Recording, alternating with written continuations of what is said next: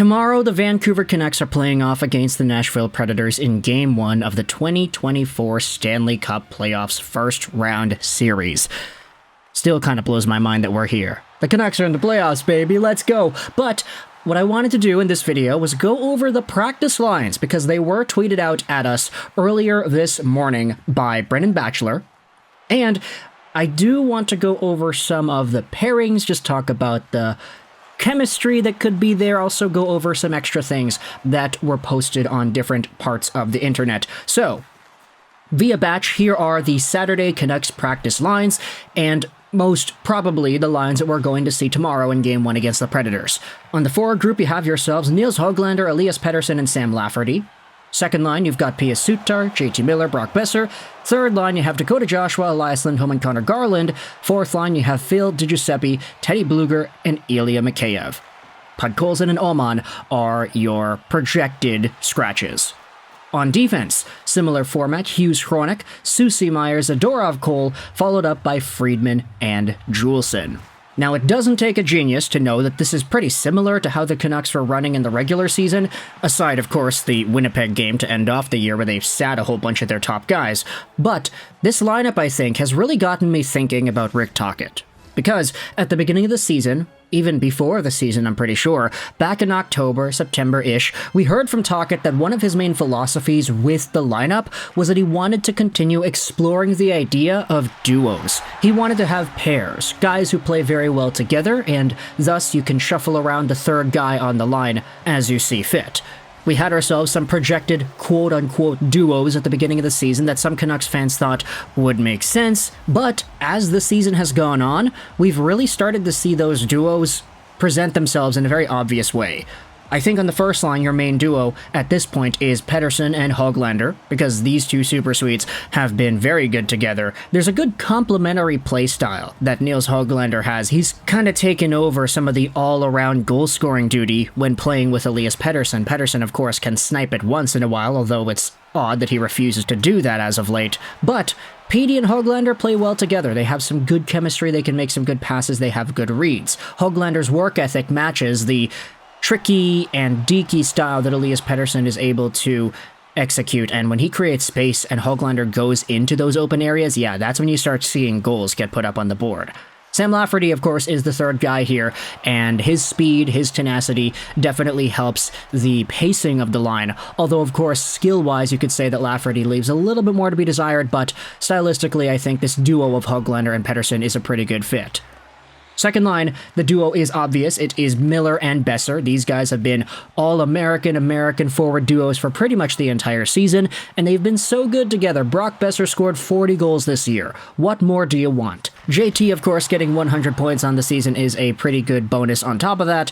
Piled up with Pius Suter, who has had some better days, honestly. I think as of late, Suter has slowly started to fall off in terms of offensive capability, and maybe that's just due to role. Maybe I'm just thinking more so of the time when Suter was on the #1 power play, when Elias Lindholm was out. That was really not a good experiment. Suter is a pretty good player. It's just when I think you give him too much offensive responsibility, that's when he kind of cracks a little bit. But, of course, playing with Miller and Besser, he's not really supposed to be a top-tier offensive contributor. If he can get maybe an assist every 2 or 3 games and get a goal every once in a while too, whilst allowing Miller and Besser to do their thing with the offense, then I think Suter is fulfilling his role. And plus, he's very good defensively and on the boards, so there is value there to be brought with Suter.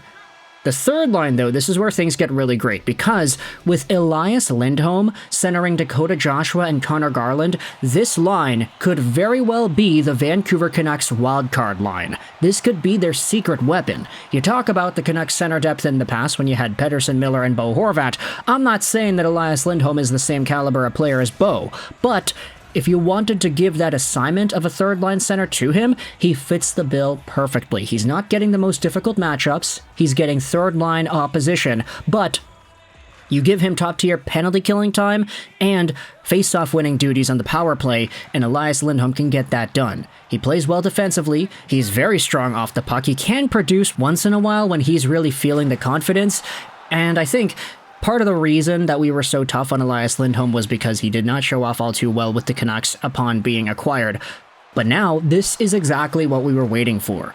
Lindholm can redeem himself, and he can redeem the trade, the perception of the trade at least, with a stellar playoff run in this 2024 campaign.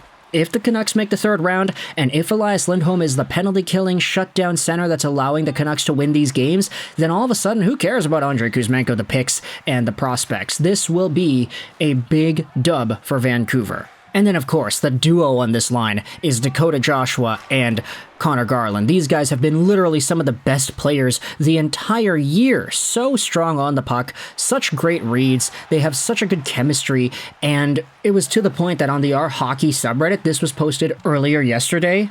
Here are the top forward lines in the NHL by goals percentage, with a minimum of 300 minutes played. Goals percentages is essentially a metric to measure the amount of goals that go in whilst your line is on versus to the amount of goals that your team allows whilst that line is also on. So it's goals percentage pretty much. The duo of Joshua and Garland was a part of the second best line in the NHL in this metric. Of course, the center at that time was Teddy Blueger. And the thing is, Elias Lindholm, in theory, should be an upgrade over Blueger, who is now going to be on the fourth line with PDG and Oman. At the end of the season, we did see this line come to play, and they actually looked pretty good. Elias Lindholm started to get a few points here and there towards the end of the season, and playing with Conor Garland definitely helped. Dakota Joshua's presence, his physicality, and his very underrated playmaking also is able to mesh well with this line. And ultimately, when you think about it, if this is the third line, quote-unquote, the best line that the Vancouver Canucks have had this season in regards to goals percentage, it's better than all the other ones the Canucks have assembled for more than 300 minutes. This could very well be the line that wins a few games or so. You know how you always need your big guys to step up, and that's part of what's expected here too. If Elias Pettersson and JT Miller don't produce, then the Canucks pretty much don't really have a chance. But as we have seen throughout different parts of this season, even when you don't have a game where Miller or Petey get points, you still have the depth throughout the bottom six to show up on the score sheet, like what was the Garland, Joshua, and Blueger line. Now, with an upgrade in Elias Lindholm at center instead, this could be a very, very good opportunity. For a duo in Garland and Joshua that really has more to show for, they've never gone on the deep run before. Conor Garland had one playoff series, I'm pretty sure, as a member of the Arizona Coyotes. I don't even know if that was a playoff series. Was it the play-in round? Something like that? And Dakota Joshua has not had some playoff experience in the NHL just yet either. Elias Lindholm has been a part of some really good Calgary Flames teams. They have made second rounds and gotten really good wins against Dallas and everything, so there is some experience there with Lindholm. And of course, I mean, if you want to talk about experience, Teddy Blueger is literally a Stanley Cup champion. So with this third line being what it is, all of a sudden I'm starting to think that they could be the wild card and the secret weapon for Vancouver this postseason run. You go over to the Predators and their lineup. They do have some good guys. I mean, there are some players at the top of the lineup that definitely have made some waves. Nyquist, O'Reilly, Forsberg has been a great top line.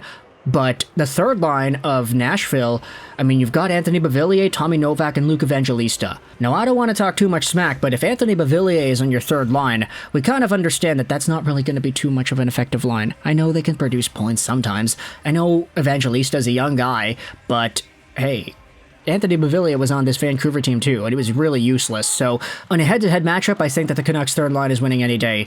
And then on the fourth line, I mean, there's some good energy guys there. Phil DiGiuseppe, Mikheyev, he's got pace. Teddy Blueger is a pretty solid defensively minded center too, so there should be no problems there.